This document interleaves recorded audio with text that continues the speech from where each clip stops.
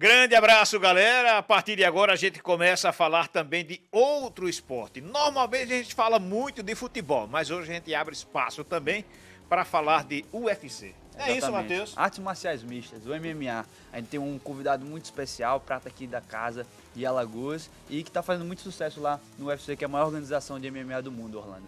E a gente tem a felicidade de receber ele aqui e o orgulho também. Como a gente fica contente de poder falar com um atleta alagoano que superou todas as dificuldades para ser um cara que está construindo história no Brasil e no mundo. A gente está aqui ao lado do Maurício Ruff, aqui a gente agradece pela vinda e desde já a gente diz também que está muito feliz com o seu sucesso, com a sua trajetória, cara. Fala galera, muito obrigado. Estou muito feliz de estar aqui conversando com vocês, falando um pouquinho sobre a história aí de tudo que me aconteceu aí até chegar aqui. E pô, vamos lá, vamos bater um papo legal aí, falar um pouco sobre tudo aí, o que rola aí no UFC. Alagoano de Coruripe, rapaz. Exatamente, alagoano de Coruripe. Pô, sonhei muito em estar compartilhando com vocês um dia essa história. E pô, conseguimos, chegamos lá e estou muito, muito feliz. Bom, Maurício, prazer estar aqui falando com você. Como diz o ditado, vamos começar do começo. Você estava falando aqui em off, né, que você começou a ter esse sonho de ser lutador, de ser atleta de MMA por causa do Wanderlei Silva. E assim como muitas pessoas, né, a pessoa sempre tem uma referência, e eu vejo muito aqui os atletas do UFC, tem muito como referência o Wanderlei Silva. O que é que te impressionava no Wanderlei quando você começou lá a ser introduzido? Ele era aquele estilo um pouco mais agressivo, de não ter medo de ir pra trocação? O que é que te chamou a atenção no Cachorro Louco? Cara, é engraçado, né? Na época eu tinha 6 anos de idade, onde eu vi o Wanderlei pela primeira vez lutar, na época com o Sakuraba no Pride, no Japão. E, pô, o meu tio nos introduziu isso, né? O Renildo, junto com o meu irmão. Eu lembro que eu vi... tudo começou ali, na verdade, pelo meu irmão, né? Meu irmão trouxe uma luva de São Paulo numa viagem que ele fez, foi pra lá em Botafogo, né? Ali perto de Pindorama. E aí ele acabou que, pô, fazendo um combate ali com um dos meninos, né? Eu era só criança, eu vi aquela cena, falei, pô, eu quero fazer isso da minha vida, assim. E os meus pais não acreditaram muito, falaram, quando ele pegar a idade aí, ele vai esquecer essa ideia de ser lutador, né? De repente vai pensar em jogar bola. Vai procurar outro caminho. E eu falei pra eles, ó, quando eu fizer 14 anos, eu vou pra São Paulo, né? E quando eu fiz 14 anos, eu fui pra São Paulo. E lá eu encontrei a shootbox, uma academia shootbox, comecei a treinar lá, fiquei mais perto ali do meu sonho, que era conhecer o Wanderlei Silva, o Maurício Shogun, né, que é os dois ali. Pô, poucos dias depois, assim, eu tava fazendo um treino, eu olhei pro lado, o Shogun tava ali falando pra mim o que eu devia fazer, me elogiando e tal. Então foi muito legal, assim, como tudo aconteceu. Impressionante. Agora, 6 anos de idade, você vê lá o seu irmão com o seu tio, né? Exato. E o que mais te impressionou naquele momento ali? Cara, eu acho que a habilidade, assim, o meu irmão sempre foi um cara muito habilidoso e eu percebo também que eu consigo fazer coisas que alguns atletas também não conseguem. Me mexer de uma maneira um pouco mais habilidosa, talvez. Eu sempre gostei de saltar mortal, eu comecei tudo ali no taekwondo, eu fazia muito chute, me formei na capoeira, então eu gostava muito de saltar e tal, fazer diferente. Eu falei, pô, eu vi ali os filmes de luta também, né? E eu pensava assim, desde criança, assim, eu falei, pô, um dia eu quero ser lutador, mas eu quero ser um lutador diferente, apresentar coisas diferentes. Inclusive, quando eu estreiei no UFC, né? Antes da minha estreia, eu falei pra UFC, eu falei, vocês vão ver coisas aqui que vocês nunca viram antes. Aí veio os fãs falando, pô, como assim? Como o UFC existe mais de 30 anos, você quer falar que vai levar uma coisa que vocês nunca viram? E, pô, na minha estreia, o dono do UFC apontou como a melhor estreia de todos os tempos. Teve tesoura voadora, ninguém nunca fez. Teve o soco, a galera, eu passo na rua, a galera me chama de Rufaldinho, né? Que é aquele soco que eu olhei pro lado, assim. Então, tem muita coisa nova aí, né? Porque ele lembrou do Ronaldinho do futebol, né? Exato, a galera para, ô, Rufaldinho e tal, na rua, né? Aí eu, pô, da hora o carinho da galera. Mas, pô, até nessa minha última luta aí, eu fiz uma rodada aí que ninguém nunca fez. Tô concorrendo ao melhor... o maior nocaute de todos os tempos do UFC. Então, pô, foram 3 apresentações aí, levando coisas novas aí pra galera.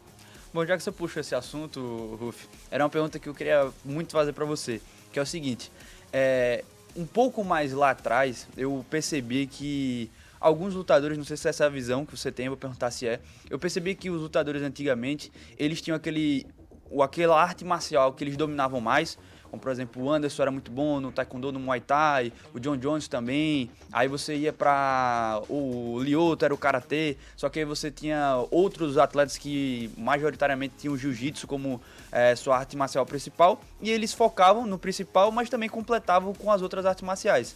Eu percebi que com o passar do tempo, os lutadores, se pudessem, eles eram faixa preta em tudo, e ficou um pouco tudo mais nivelado. Você acha que hoje em dia falta um pouco isso, aquele cara como você que tem um estilo próprio e acredita no estilo próprio para vencer as lutas? Cara, eu acredito que você precisa subir ali confiante no seu trabalho. Eu acho que independente de você ser um boxer, um karateca, ou um capoeirista, eu acho que você deve fazer aquilo que você acredita. Eu acho que é importante você subir pensando nisso, né? Porque você acaba se apoiando em nada, assim. Eu foco muito no que eu quero. Então, eu analisando o UFC, eu vejo que o nível é muito, muito alto, né? Então, eu em casa, eu peguei o caderno e escrevi um estilo, assim, eu desenhei um personagem que pode ser campeão do UFC, né? Então, eu comecei a construir um personagem, né? Pra quem é nerd aí, gosta dos jogos, assim, eu jogava muito Mortal Kombat, por exemplo, eu vi que tinha um personagem que apanhava muito, perdia pouco sangue, batia uma vez só e tirava todo o sangue do outro personagem. Eu falei, pô, como que eu construo algo aqui sólido que vai me trazer a vitória e me ajudar a ser o campeão do UFC? Eu comecei a trabalhar, né? Eu criei 3 estágios da luta, que é o Borne, o Guató e o Jauá. São 3 estágios que eu respeito esses estágios. Eu gosto de ver a velocidade dos meus adversários, eu não gosto de mergulhar golpe no escuro, ver quem acerta ali, eu gosto de ir com calma, eu gosto de fazer a leitura, e quando eu vou pro Jauá, que é o último estágio ali, eu vou para pegar, né? Eu acho que eu tenho 12 lutas, a única luta que eu não nocauteei, o cara tava 23 quilos mais que eu, então, pô, eu não deixei a luta cair, mas foi o maior desafio ali, tomar decisões inteligentes. Imagina você um carro trombar com uma carreta, entendeu? Então, eu tive que tomar decisões inteligentes durante a luta inteira, assim. Mas é isso, eu acho que você precisa acreditar. Eu criei esse projeto, eu acredito muito nele, eu tenho certeza que com muita dedicação, a ajuda de Deus aí, eu vou conseguir ser o campeão do UFC. Agora, Maurício, você traçou um objetivo, traçou um modelo que você idealizou, e para colocar em prática, quem te treinou, quem te preparou tanto também, de certa forma teve que se adaptar à tua realidade? Sim, a minha equipe ela é conhecida como The Foreign Nerds, né? Os lutadores que estudam tudo, assim, são os nerds da luta, né? Nós temos o Oclinho, que é a nossa característica ali, e aí eu levei isso pro meu treinador, né? Então ele, como um nerd, como eu e toda a equipe, nós sentamos e ele gostou tanto da ideia que ele quis colocar como modelo para toda a equipe, né? Então nós ganhamos o Oscar agora, primeira vez no Brasil, no mundo, que uma equipe ganha o Oscar, e nós ganhamos o Oscar no passado. Então ele mostrou ali, ele viu, eu sou um cara muito pé no chão, então eu pedi para que ele desse a opinião sincera, e todos os dias eu vou para academia e eu faço esses estágios, né? Eu acho que o lutador ele acaba aqui indo para academia às vezes dar 1000 chutes, 1000 socos, e não é isso que faz você ser um lutador melhor. Eu acho que é como você aplica e como que você vive todos os dias o que é realmente real, que é a luta. Então eu vivo isso todos os dias que eu vou treinar. Eu treino todos os estágios, eu analiso muito o campeão atual. Eu sei o que eu preciso ter para ganhar do campeão atual. Ele é um cara que derruba muito, então eu tenho que ser excelente em defesa de queda, eu não posso ser 80%. Então eu tô trabalhando muito nisso, tem muito tempo ainda para nós evoluir, acredito que a gente vai chegar no ideal. Ô Maurício, o seu card ele é muito bom, né? São 12 lutas, 11 vitórias, 8 vitórias no primeiro round, 7 por nocaute, é muito, muito bom mesmo.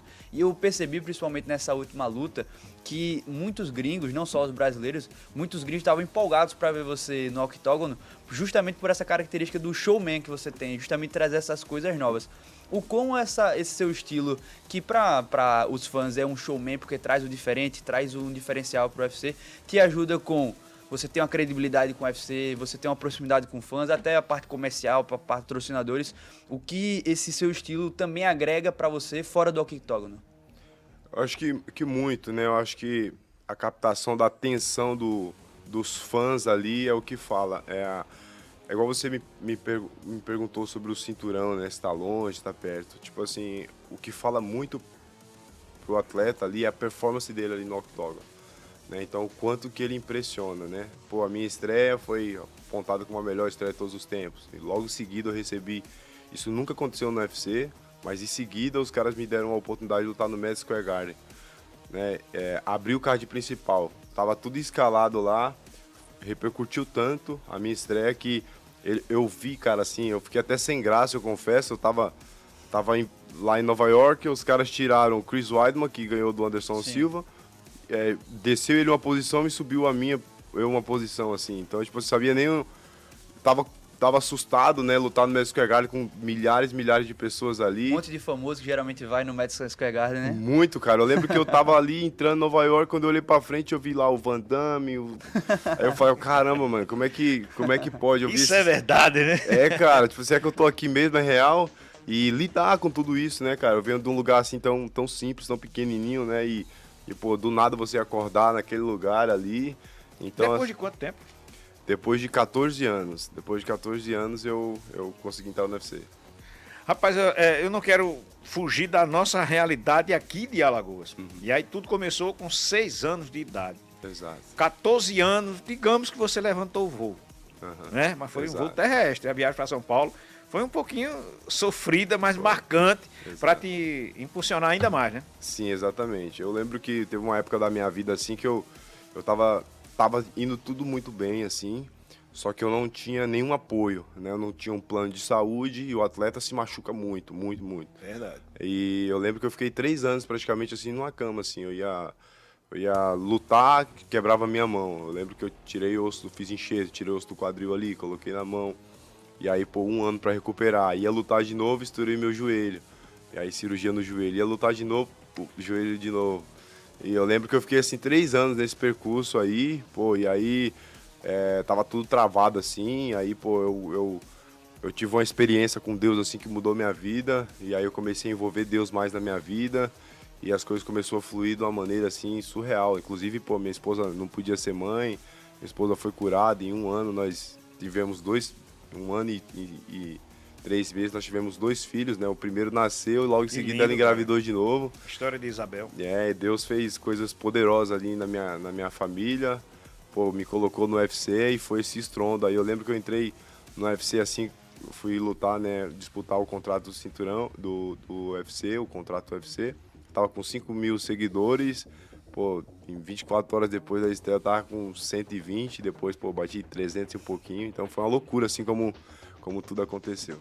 E, me desculpa, Não, Matheus, pode falar, Rolando. mas eu não queria deixar escapar a tua ida até São Paulo. Como surgiu a ideia? Não, agora eu vou para São Paulo. Cheguei aos 14 anos. Foi tudo acontecendo conforme você traçou. Mas a tua ida para São Paulo já tinha um ponto de apoio? Você foi, digamos que, aventurar mesmo? Como é que foi essa tua ideia? Como isso aconteceu de fato? Cara, quando eu era criança, assim, eu visualizava, né, um mundo perfeito ali, né?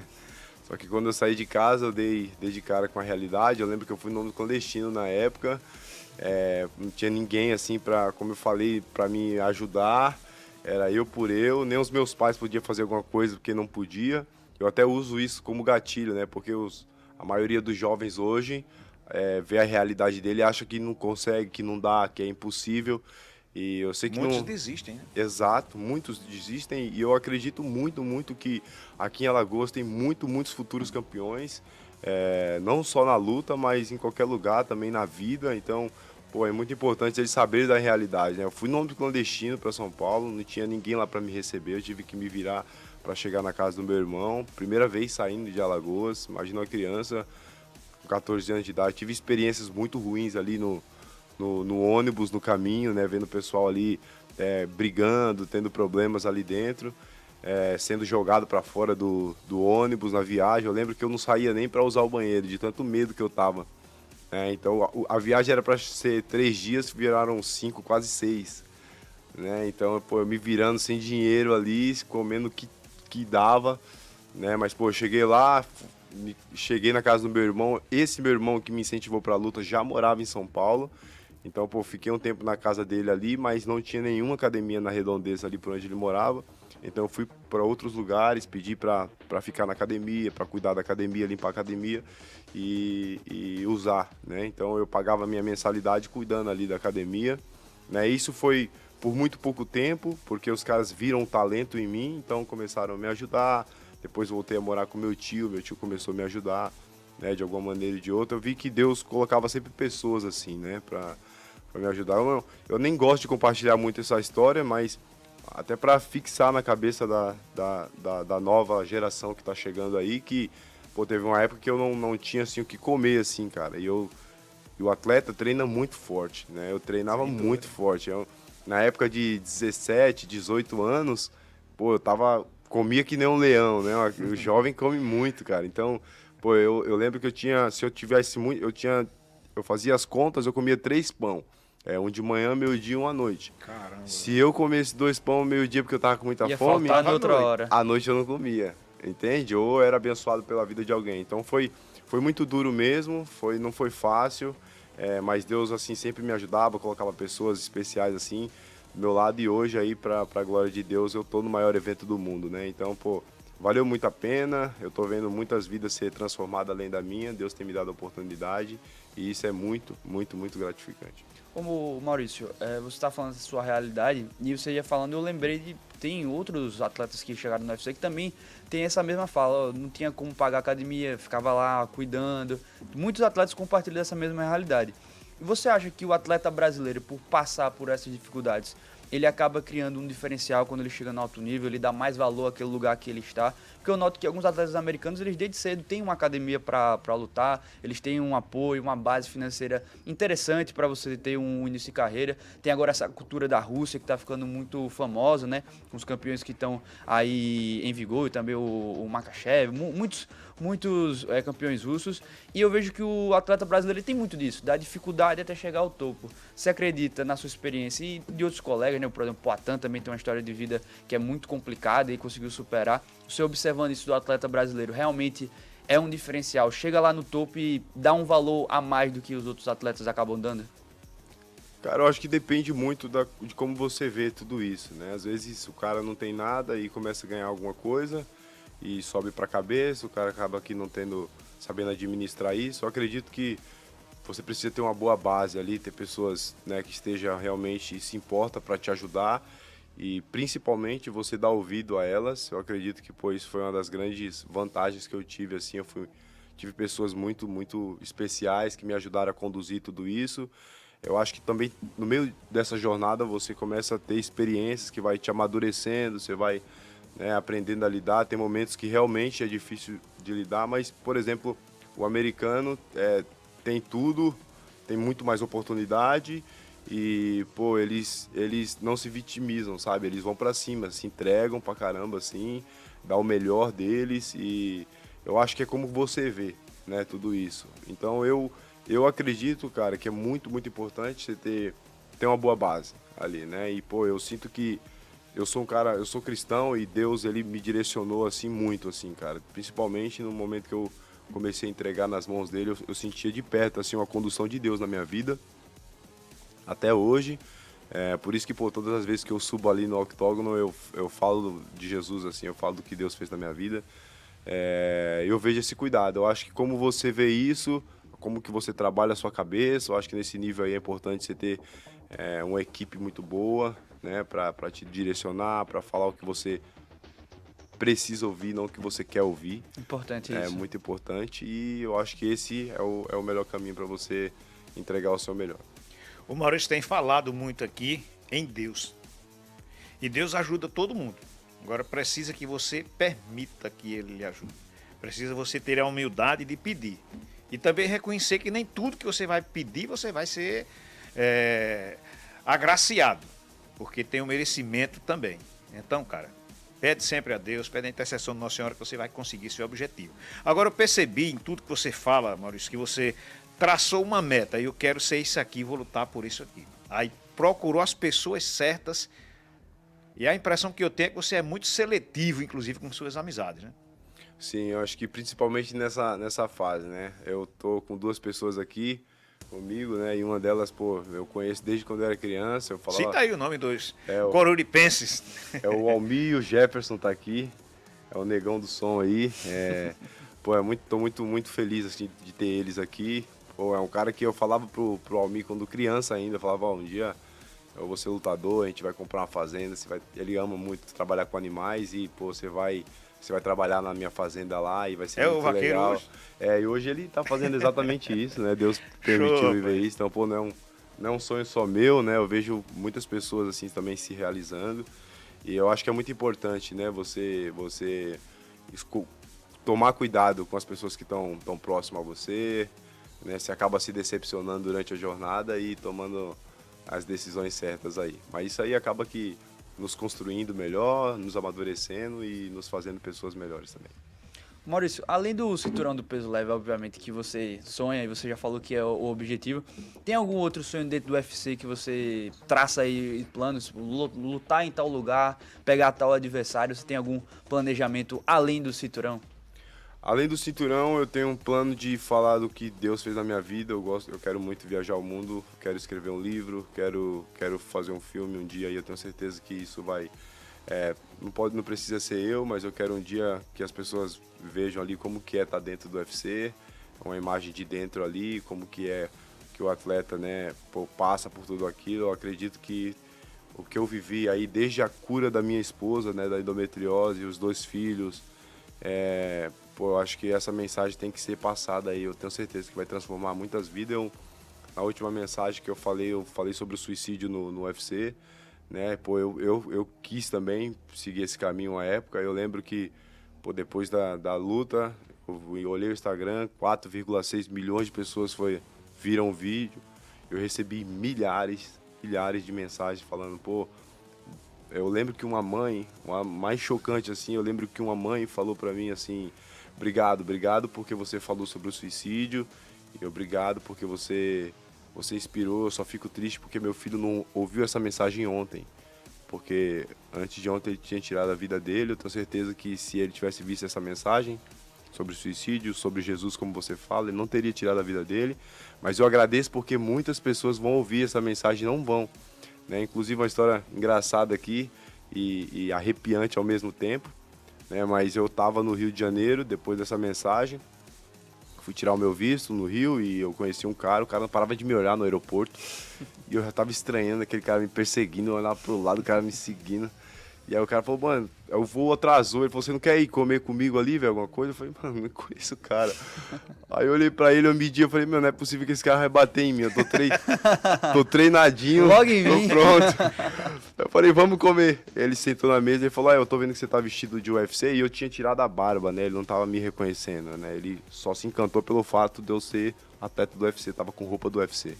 Ele sentou na mesa e ele falou pra mim assim, cara, um atleta do UFC mudou minha vida, velho. Eu falei, como assim? Eu falei, eu tava 6 meses em um quarto e eu tava chorando, depressivo, queria tirar minha vida. Eu decidi tirar minha vida, então quando a minha esposa colocava comida ali por baixo da porta pra mim, e eu lembro que eu cheguei a pegar uma corda, fui pro meu quarto, fiz uma carta de despedida e eu ia ali tirar minha vida.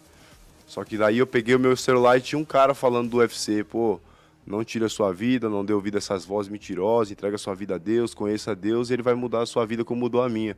E naquele dia eu decidi sair do quarto e hoje é a primeira viagem que eu estou fazendo depois desses 6 meses ali internado no meu quarto. Então, pô, ver você aqui do Atleta do UFC, eu queria muito agradecer esse cara um dia.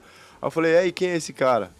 Aí ele falou assim, mano, esse cara é um tal de Ruf aí. Eu falei, pô, você não percebeu que o Ruf tirou a barba, não? Aí ele, não percebi. Aí ele olhou pra mim assim direitinho, começou a rir e tal. Pô, e foi incrível, esse cara, pô, conheceu a Deus, teve a vida transformada. O cara falou que ganhou tanto dinheiro assim, uma época da vida dele, que ele não sabia lidar com aquilo. Então você vê que o dinheiro, a fama, a conquista, assim, acaba que não te completando. E hoje em dia, esse cara é meu patrocinador oficial. E, pô, tô muito agradecido por tudo que você tem feito. Então, respondendo a sua pergunta, esse é um dos objetivos que eu tenho, é poder viajar o mundo e compartilhar dessa história com o pessoal. Tem muita coisa legal para compartilhar. Rolf, eu tenho uma filha, fez idade nova, inclusive semana passada, dia 13. Coincidência, ela nasceu em 13 de março, em uma segunda-feira, 5h40 da manhã. Ó, Há 22 anos, meu pai havia falecido. 13 de março, segunda-feira, uau, 5h40 da manhã. meu Deus. Forte. É forte, cara. É forte. Muito forte. E aí o que é que acontece? Eu costumo dizer, pelo menos na minha ignorância, que Deus deve olhar para aqui, para a terra, e achar que o animalzinho mais teimoso que ele colocou foi o ser humano, o homem. E minha filha nasceu aqui, bem próximo, aqui na Unimed. E eu fiz ali toda a extensão do primeiro andar. Não sei se ainda tem, confesso que nunca mais fui lá. Mas tinha na oportunidade uma varanda. E aí eu saí, cheguei lá na varanda, olhei assim para o sol que estava nascendo. Botei as mãos bem assim mesmo, assim. Meu Deus, não tinha outra hora para minha filha nascer, outro dia, outra data. Mas quem tem fé em Deus, as coisas acontecem também momentaneamente. Foi como um toque de mágica. Aí veio aquela mensagem para mim. Cara, eu não podia devolver teu pai agora, mas eu te dei uma filha. É forte. Aí eu tenho um misto Uau. de tristeza e de felicidade, entendeu, Uau. cara? E aí eu fico muito feliz com isso. E em uma confissão, eu disse ao padre, isso foi uma coincidência, ele disse, foi uma providência. Uau. Foi o que aconteceu desse teu patrocinador com você, né, cara? Com certeza. Exatamente. Foi muito forte, irmão. Muito forte. Matheus. Não sei nem o que falar agora. Mas vamos falar então da última luta. Eu ia fazer essa pergunta, porque foi a luta que mais, acho que voltou os olhares pro Maurício Rufo, pelo jeito que foi, né? Você mesmo falou, tá concorrendo aí para um dos melhores lockouts da história. Como é que foi o estudo para aquela luta contra o King? Porque ele é um cara que tem um card, se eu não me engano, mais de 50 lutas, né? E é mais fácil você estudar um cara que tem mais de 50 lutas? É mais difícil? Como é que foi aquela preparação para você chegar naquele ponto e derrubar ele daquela maneira fenomenal? Cara, eu gosto muito de treinar coisas diferentes ali, né? Coisas que a galera ainda não viram, né? Eu preparei, além daquele golpe, eu falei lá pro UFC, né? Falei, e aí, o que você achou aí do nocaute? Tá concorrendo esse um nocaute de melhores de todos os tempos. Eu falei pra ele, pô, além desse, tinha mais 30 no meu bolso, 30 armas ali, que em algum momento eu ia soltar. Eu não confio nos golpes, né? Eu não entro ali confiando em golpes plásticos, nada do tipo. Eu sou um cara que eu penso muito no jogo, os 15 minutos. Normalmente o atleta que confia muito em um golpe é frustrado quando não acerta ele, não consegue estar ali por cima, Verdade. tomando as decisões certas ali.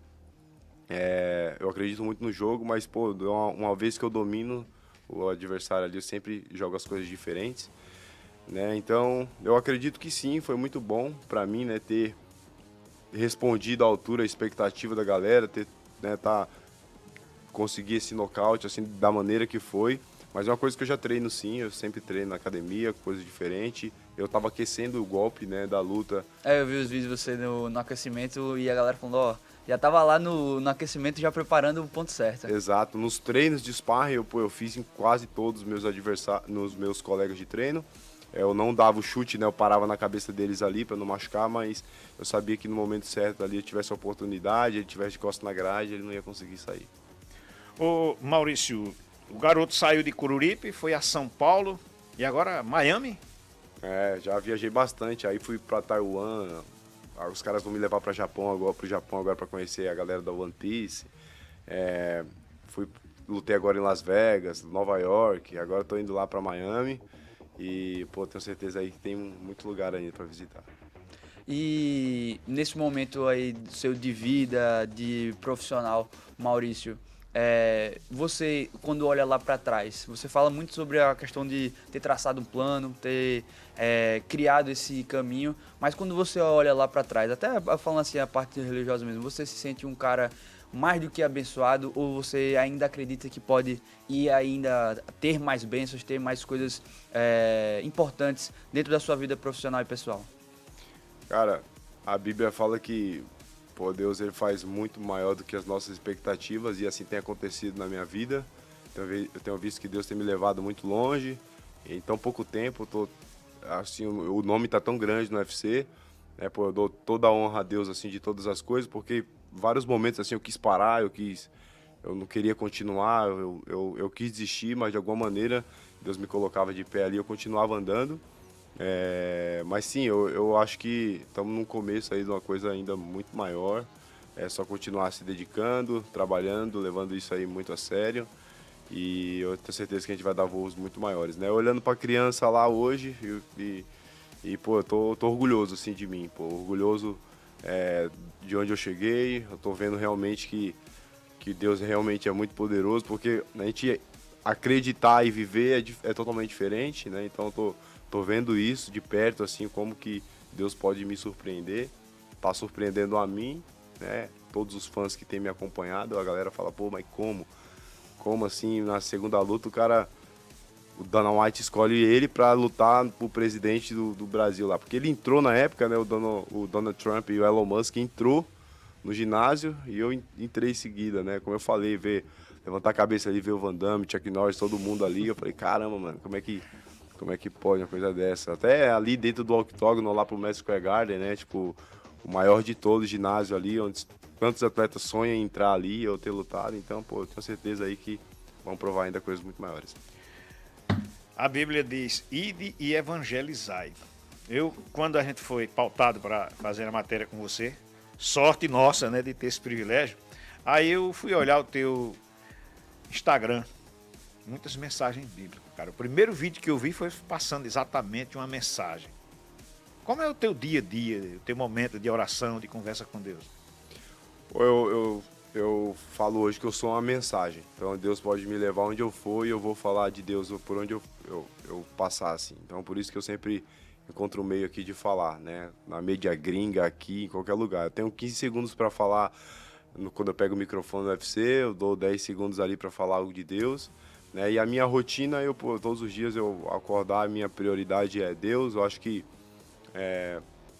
Deus, ele é igual, eu dou exemplo sempre assim, pô, quando você está completando um ano e o seu primeiro pedaço ali você vai dar para sua esposa ou para sua mãe, a sua mãe ou a sua esposa não quer o bolo inteiro.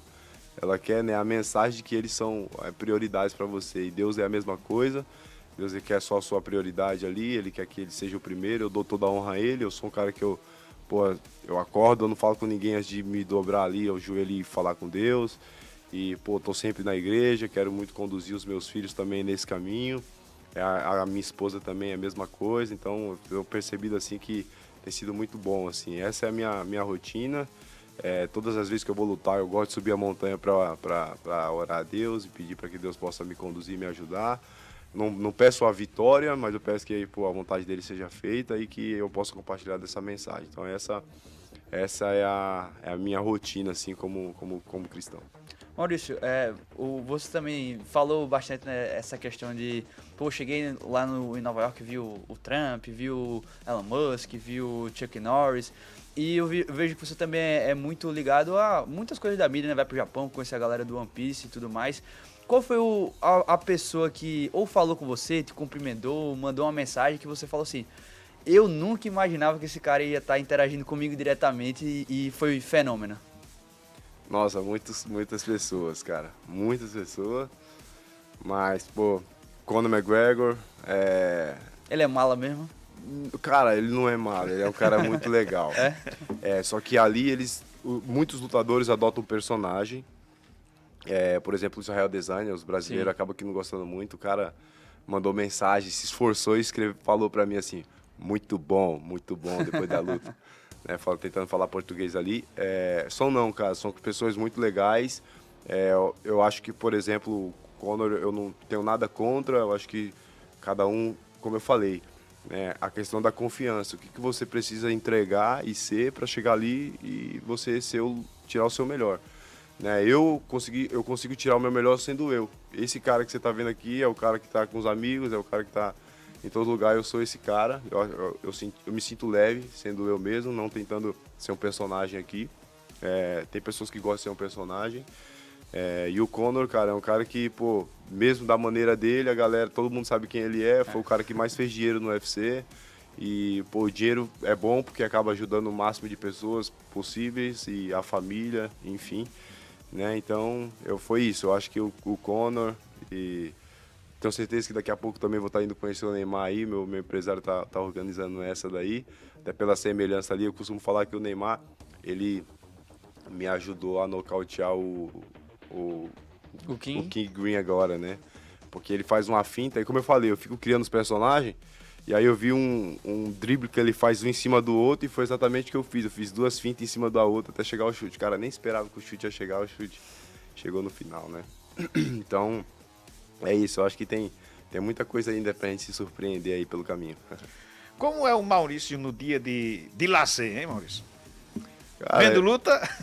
Cara, é por aí. Vendo futebolzinho, não gosta de futebol? Eu gosto de futebol, mas não acompanho tanto. Eu gosto de todos os esportes, né? Eu gosto muito do... Mais que o futebol, eu gosto dos atletas habilidosos. A maneira como ele se move bem ali, corre né? Mas o Maurício, no dia a dia, eu gosto muito de estar com a família. Eu sou um cara muito, muito família. Eu gosto muito de estar com a família, dando uma passeada, assistindo um filme no cinema com a esposa. Né? Não vejo a hora dos meus filhos estar um pouco maior também.